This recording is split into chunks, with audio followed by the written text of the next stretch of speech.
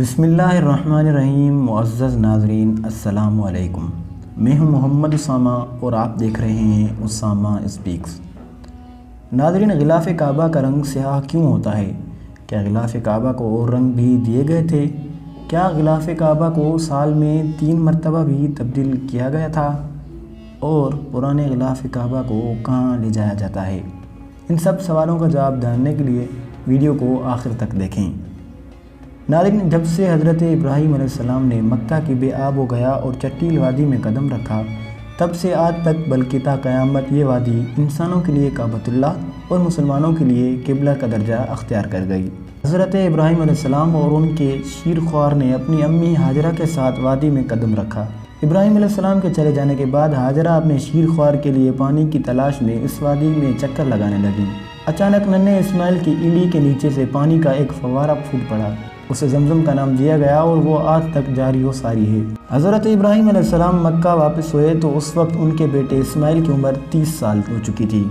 طبری اور تاریخ الامم الملوک کے مطابق دونوں باپ بیٹے نے اللہ کے حکم سے خانہ کعبہ کی بنیادیں کھڑی کیں۔ تاریخ کتب میں وارد ہے کہ انہوں نے کعبہ کا غلاف بھی تیار کیا۔ اس وقت کعبہ ایک چھوٹی سی عمارت تھی۔ تبا بادشاہ نے غلاف کعبہ تیار کیا۔ پہلی بار خانہ کعبہ میں دروازہ لگایا گیا۔ تاریخی کتب کے مطابق تبا نے چمڑے کا غلاف تیار کرایا جس کا گہرا اور بھورا رنگ تھا۔ تاریخی روایات کے مطابق کعبہ شریف کے غلاف کے رنگوں کی تعداد 7 تک ملتی ہے۔ خاکی، سرخ، سفید، زرد، سبز، سیاہ اور سنہری رنگوں کی غلاف کعبہ بنائے گئے ہیں۔ سیاہ غلاف کعبہ شریف کی تاریخ میں سب سے زیادہ عرصے تک استعمال ہوا۔ بعض اوقات ایک ہی وقت میں ایک سے زائد رنگوں کا غلاف بھی بنا ہے۔ ایک بنیادی رنگ اور دوسرا اس کے تزئین و آرائش کے لیے استعمال کیا گیا۔ سیاہ کپڑے پر سنہرے رنگ کا دور اسلام کے بعد کا دور ہے۔ سیاہ کپڑے پر قرآنی آیات یا دیگر مقدس عبارات تحریر کی جاتی تھیں۔ اس وقت غلاف کعبہ کے 2 رنگ سفید اور سرخ اس کی تزئین کے لیے استعمال کیے جاتے ہیں۔ اس وقت غلاف کعبہ کے 2 رنگ سفید اور سرخ اس کی تزئین کے لیے استعمال کیے جاتے ہیں۔ یمنی کپڑے کا رنگ سفید اور سرخ ہوتا ہے۔ غلاف کعبہ کی خالص ریشمی کپڑا تیار کیا جاتا ہے۔ غلاف کے اوپر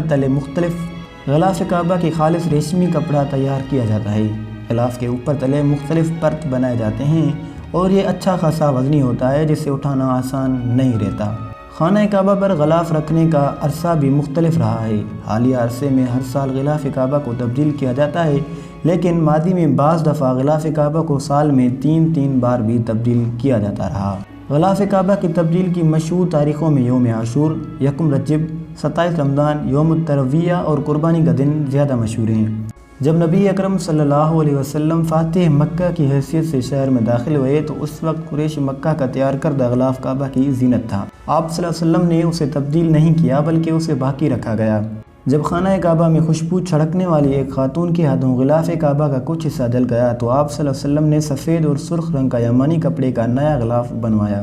آپ صلی اللہ علیہ وسلم کے بعد آپ کے خلفاء حضرت ابوبکر صدیق اور حضرت عمر الفاروق رضی اللہ تعالی عنہما نے سفید رنگ کا غلاف کعبہ تیار کروایا۔ اسے قباطی کا نام دیا جاتا تھا۔ یہ بہت پتلا کپڑا تھا جسے مصر میں تیار کیا جاتا تھا۔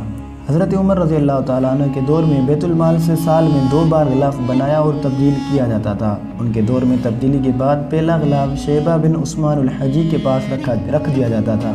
فاطمی دور میں غلاف کعبہ زرد رنگ کا رہا۔ محمد بن سبکتگین کے دور میں زرد ریشمی کپڑے کا غلاف بنایا۔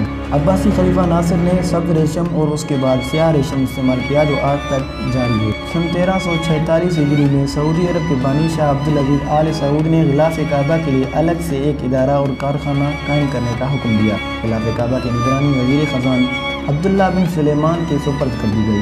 ان کے دور میں سال میں 3 بار غلاف کعبہ کو تبدیل کیا جاتا تھا۔ پرانے غلاف کعبہ کو حرم مکی کے قریب موجود میوزیم میں رکھا جاتا ہے یا تحفے کے طور پر کسی دوسرے مسلمان ملک کو دے دیا جاتا ہے۔ غلاف کعبہ کو محفوظ رکھنے کے لیے اتارے جانے والے غلاف کو کھول کر اس کے حصے الگ الگ کیے جاتے ہیں۔ تو ناظرین، امید کرتے ہیں کہ ہماری آج کی ویڈیو آپ کو بہت پسند آئی ہوگی، اور اگر آپ نے ابھی تک ہمارا چینل اسامہ اسپیکس کو سبسکرائب نہیں کیا تو جلدی سے سبسکرائب کریں۔ ملتے ہیں بہت جلد ایک نئی اور تاریخی ویڈیو کے ساتھ۔ اللہ رب العزت آپ کا حامی و ناصر ہو۔